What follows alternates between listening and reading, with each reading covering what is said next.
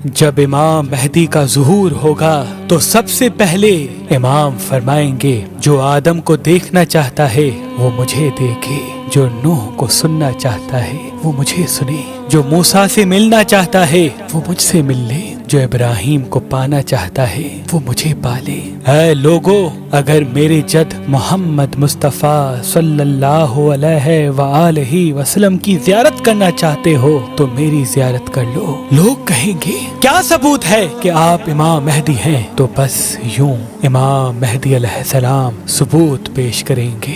امام مہدی علیہ السلام کے ہاتھ میں ایک عصا ہوگا جو جنت کے درخت کی ایک شاخ ہوگی۔ امام مہدی زمین پہ جہاں جہاں وہ عصا ماریں گے وہاں سے پودے نکلیں گے اور فوراً درخت بن جائیں گے اور اپنے پھل ظاہر کر کے امام کی امامت کی گواہی دیں گے۔ اور امام مہدی کے پاس وہ علم ہوگا جو رسول اللہ نے امام علی کو دیا تھا۔ ہاتھوں میں وہ تلوار ہوگی جو آپ کے دادا علی ابن ابی طالب علیہ السلام اپنے ہاتھوں میں اٹھایا کرتے تھے، اور وہ علم اور تلوار لوگوں سے مخاطب ہو کے کہے گی کہ آج ہم صحیح ہاتھ میں موجود ہیں۔ امام مہدی کے ہاتھ میں اللہ شفا کو رکھے گا۔ امام جس کو ہاتھ لگائیں گے تو اس انسان سے لا علاج مرض بھی ختم ہو جائے گا۔ پھر سید حسنی امام کے پاس آ کر کہیں گے اگر آپ واقعی سچے ہیں تو رسول اللہ کی زرہ دکھائیں۔ امام مہدی علیہ السلام وہ زرہ سید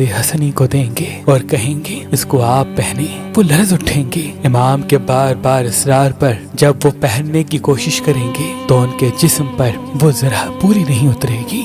دوسرے لوگ بھی آگے آ کر پہننے کی کوشش کریں گے تو کسی کے جسم پر وہ زرہ پوری نہیں اترے گی۔ پھر امام مہدی علیہ السلام اپنے جسم مبارک پر رسول اللہ کی زرہ پہنیں گے۔ ان کا جسم نور کی مانند چمکتا رہے گا۔ لوگ ان کے ہاتھوں کو چومنا شروع کر دیں گے۔ اتنے میں آسمان سے 3313 فرشتے آئیں گے اور امام کے ہاتھ پہ بیعت کریں گے۔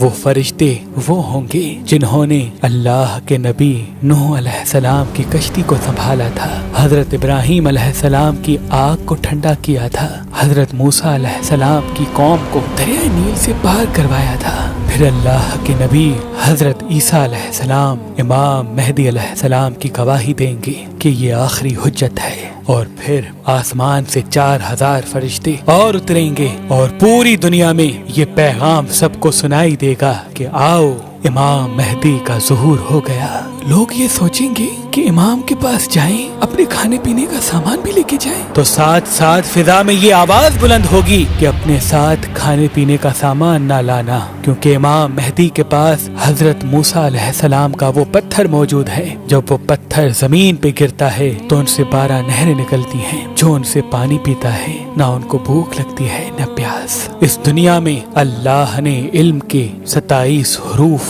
تخلیق کیے۔ جب سے دنیا بنی ہے تب سے لے کے اس وقت تک اتنی جدت کے بعد بھی صرف 2 ہی حرف دنیا کے پاس علم ہوگا۔ امام مہدی علیہ السلام باقی 25 حرف علم کے ظاہر کریں گے اور دنیا اس علم کو دیکھ کے حیران ہو جائے گی، اور سب سائنٹسٹ ریسرچ کرنے والے امام کی امامت کو قبول کریں گے۔